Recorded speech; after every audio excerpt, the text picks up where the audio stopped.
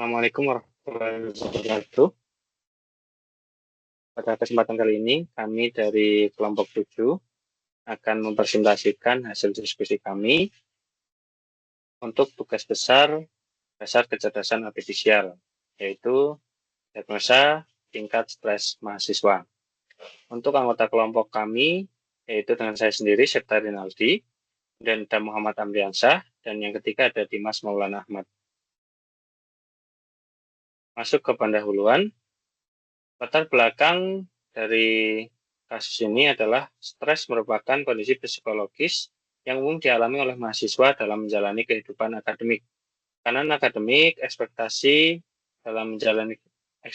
keluarga, masalah sosial, serta kondisi kesehatan fisik dan mental dapat memicu stres yang berdampak negatif pada performa belajar dan kualitas hidup mahasiswa.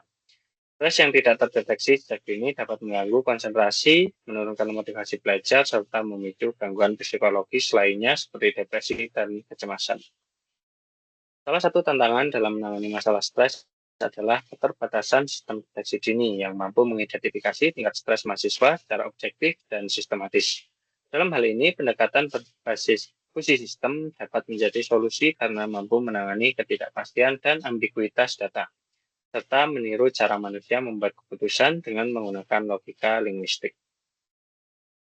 Untuk rumusan masalah, yaitu bagaimana cara membangun sebuah sistem cerdas yang mampu mendiagnosis tingkat stres mahasiswa berdasarkan data multidimensi, seperti tingkat kecemasan, depresi, kualitas tidur, tekanan sosial, dan dukungan sosial.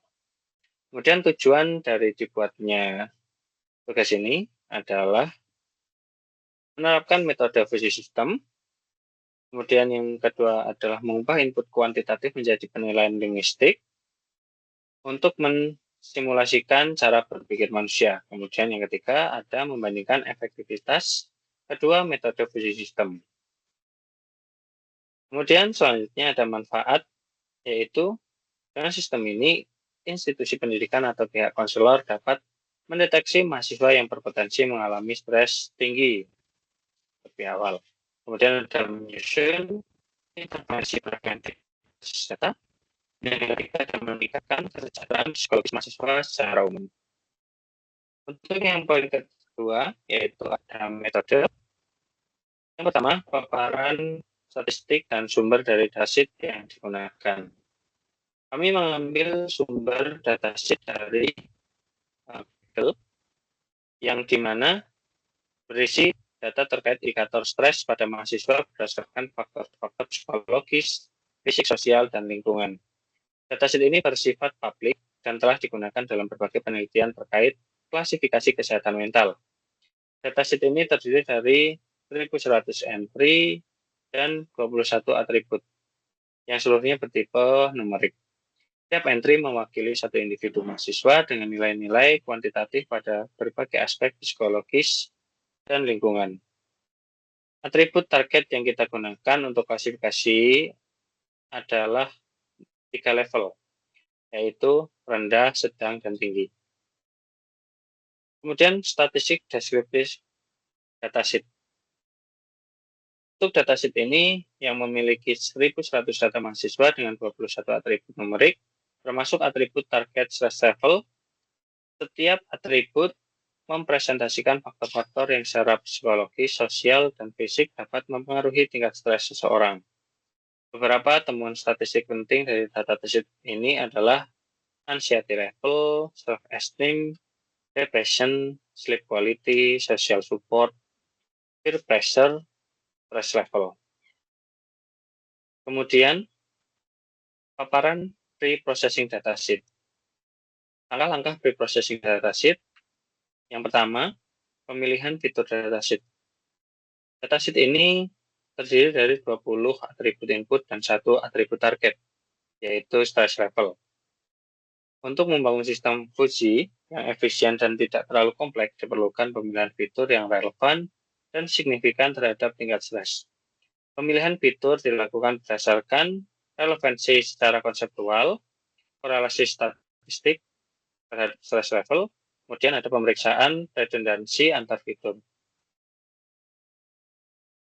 Setelah dilakukan analisis awal, kita memilih 6 fitur utama yang dianggap paling mempengaruhi tingkat stres dengan alasan pemilihannya, yaitu ada anxiety level, depression, self-esteem, sleep quality, peer pressure, dan social support.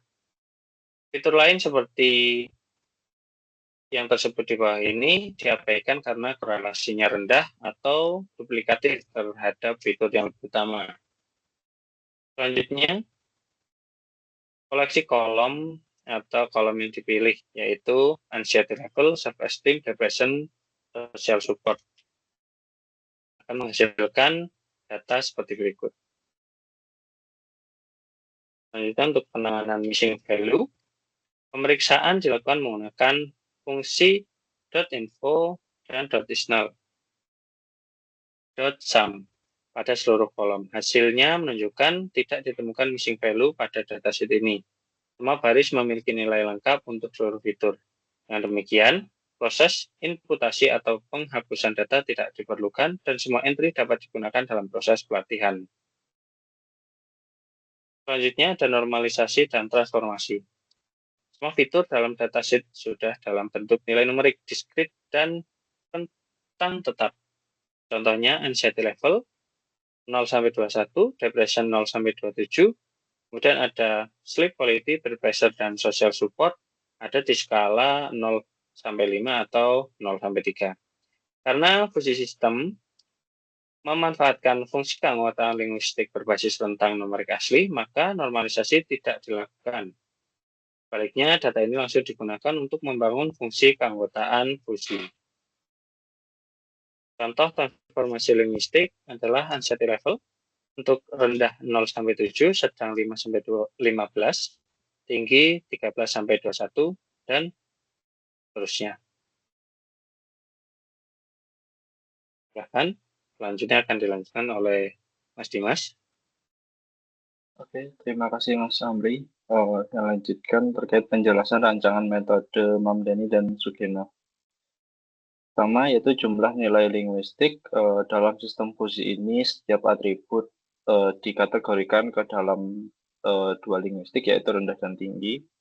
Pemilihan dua kategori ini berdasarkan pada tujuan untuk menjaga sistem tetap sederhana, mudah dianalisis namun tetap representatif terhadap kondisi psikologis yang diukur.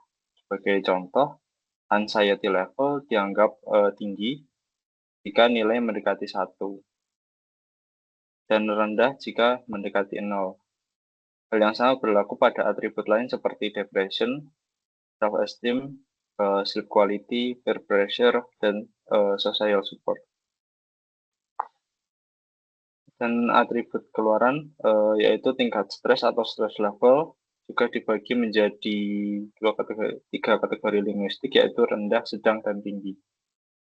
Kemudian fungsi keanggotaan. Untuk mengukur derajat keanggotaan setiap nilai input ke dalam kategori linguistiknya digunakan fungsi keanggotaan segitiga atau triangular membership function. Fungsi ini dipilih karena mudah diimplementasikan dan cukup fleksibel untuk mewakili data berbasis skala seperti hasil survei. Setelah data dinormalisasi ke dalam rentang 0 hingga 1, fungsi keanggotaan dirancang sebagai berikut. Nilai rendah atau direpresentasikan dengan segitiga yang memiliki puncak di 0 dan lebar hingga 0,5. Ini berarti nilai input dianggap rendah jika berada di antara 0 sampai sekitar 0,5. Dan nilai dianggap tinggi ketika segitiga yang dimulai dari 0,5 dan puncaknya di 1. Misalnya, jika seorang mahasiswa memiliki tingkat kecemasan atau anxiety 0,2, maka keanggotaan dalam kategori dianggap rendah, tinggi, dan dalam kategori tinggi rendah. Sebaliknya, nilai 0,8 akan memiliki derajat keanggotaan lebih besar daripada kategori tinggi. Dan untuk fusi rule-nya, aturan fusi dalam sistem ini dirancang berdasarkan pemahaman konseptual tentang hubungan antar faktor psikososial dan stres serta berdasarkan pola yang diamati dari data. Beberapa contoh fusi yang digunakan sebagai berikut. Jika seorang mahasiswa memiliki tingkat kecemasan tinggi dan tingkat depresi tinggi, maka tingkat stresnya diprediksi tinggi.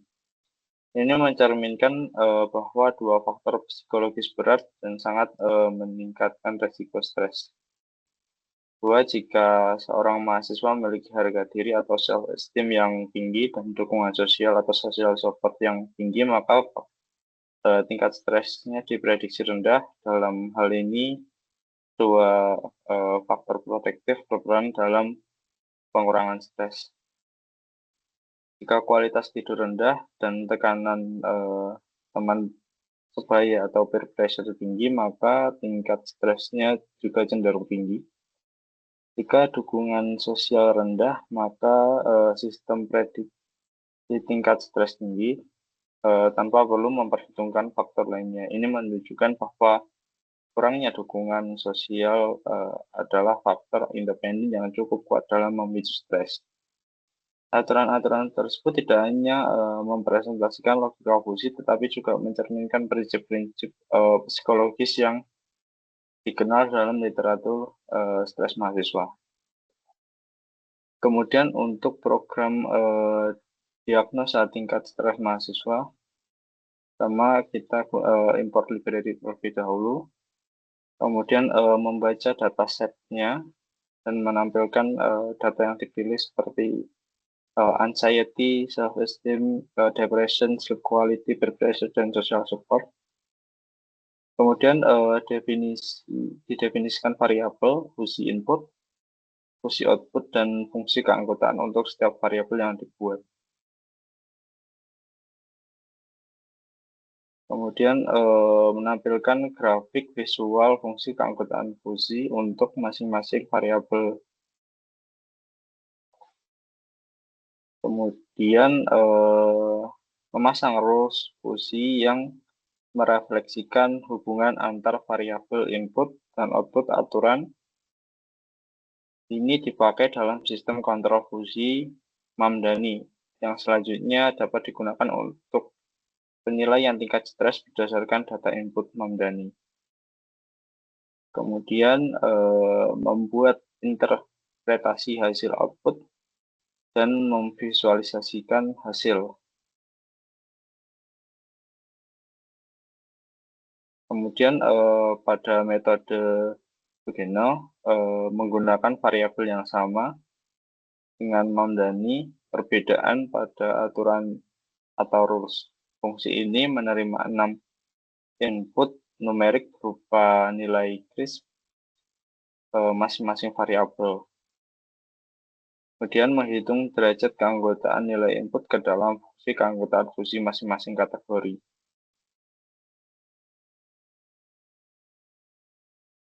Setiap rules direpresentasikan kondisi fusi yang mengkombinasikan derajat keanggotaan input, output, aturan berupa konstanta 0, 1, dan 3 yang digunakan untuk merepresentasikan level stres rendah, sedang, dan tinggi.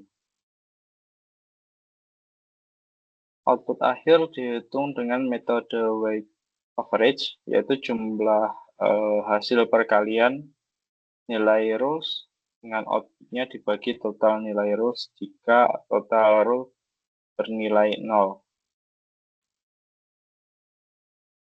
Fungsi mengembalikan nilai 0 ini merupakan tahap defusifikasi di metode Sugeno yang menghasilkan nilai crisp akhir yang merepresentasikan tingkat stres.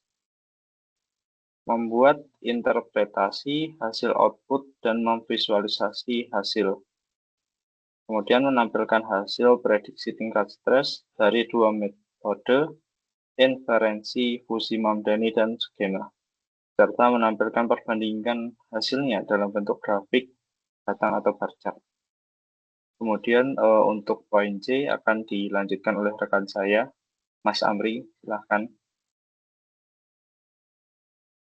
Baik, selanjutnya untuk poin C, yaitu hasil dan analisis.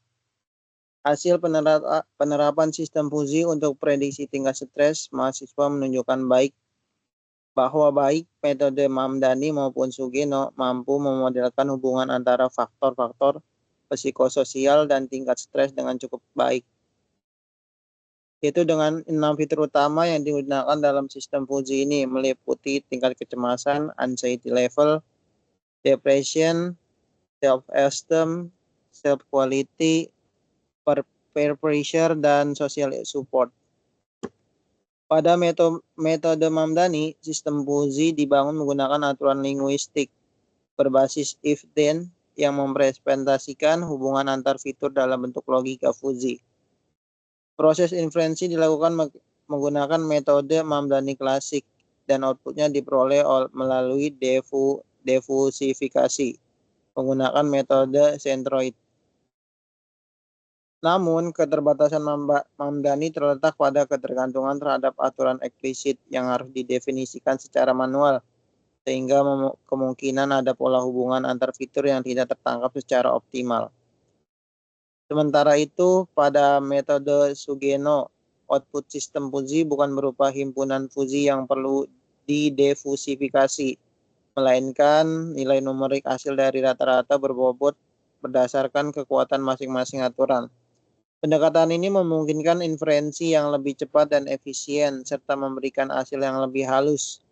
Hasil implementasi Sugeno menunjukkan kinerja yang sedikit lebih tinggi.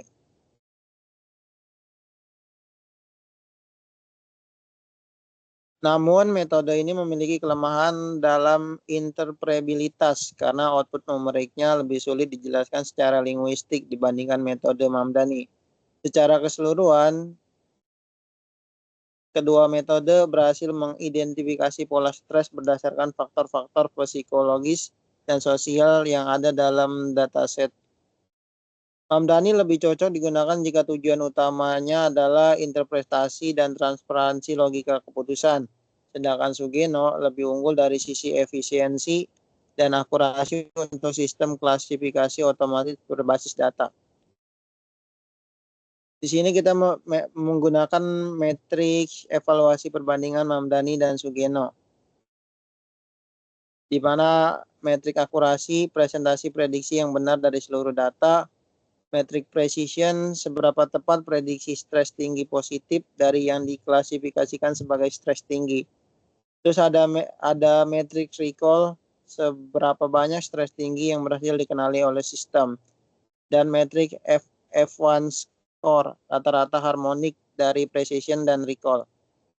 Berikut adalah tabel perbandingannya. Dari analisis ini kita menyimpulkan bahwa analisis metrik evaluasi metode Mamdani yaitu memberikan hasil yang cukup akurat dan dapat dijelaskan. Sangat cocok untuk sistem diagnosis dan rekomendasi psikologis karena setiap aturan dapat dimengerti oleh manusia. Namun kekurangannya yaitu proses inferensi dan defusifikasi bisa memakan waktu pada data besar. Sedangkan pada analisis matriks metode Sugeno menghasilkan output numerik langsung dan menghitung hasil akhir melalui rata-rata berbobot, membuatnya lebih efisien. Sangat cocok untuk sistem real time seperti deteksi stres otomatis di aplikasi monitoring mahasiswa. Kekurangannya adalah interpretatif karena sulit dimengerti secara linguistik oleh manusia. Lanjut di poin D yaitu kesimpulannya. Berdasarkan hasil visualisasi perbandingan tingkat stres yang dihasilkan oleh metode Mamdani dan Sugeno, terlihat bahwa keduanya memberikan nilai prediksi yang relatif sebanding, yaitu pada gambar berikut.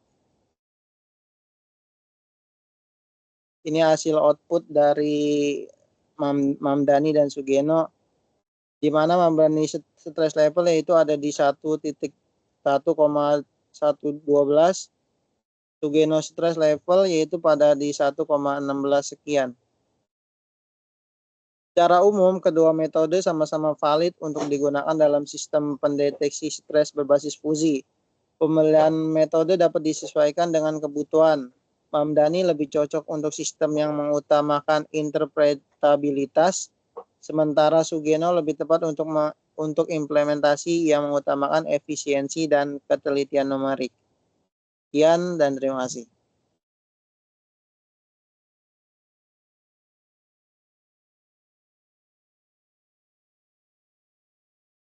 Terima kasih atas penjelasannya. Semoga apa yang telah kita jelaskan pada kesempatan kali ini dapat menjadi ilmu yang bermanfaat bagi kita semua, serta dapat menjadi berkah untuk kehidupan kita selanjutnya. Terima kasih, sekian dari kelompok 7. Assalamualaikum warahmatullahi wabarakatuh.